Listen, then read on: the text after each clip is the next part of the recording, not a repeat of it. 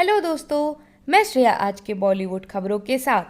किसी का भाई किसी की जान मॉर्निंग ऑक्यूपेंसी रिपोर्ट। धीमी रही सलमान खान के फिल्म की शुरुआत, अब ईद के दिन हो रही है धमाके की उम्मीद। ए ट्विटर भैया, अब तो पैसे भी भर दिए हैं। ब्लू टिक हटने पर छटपटाए अमिताभ बच्चन ने लिखा अनोखा ट्वीट। हनी सिंह ने किडनैपिंग मारपीट के आरोपों को बताया गलत। बोले मेरी इमेज को खराब करने के लिए किया केस। पुष्पा 2 में हुई सलमान खान के विलेन की एंट्री, जगपति बाबू ने खुद किया कंफर्म।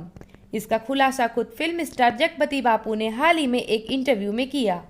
फिल्म स्टार जगपति बाबू ने बताया कि सलमान खान स्टार फिल्म किसी का भाई किसी की जान के बाद वो जल्दी तेलुगु सुपरस्टार अल्लू अर्जुन की फिल्म पुष्पा 2 में नजर आएंगे। नायिसा देवगन की बोल्ड अदाएं फैंस को बनाती हैं दीवाना।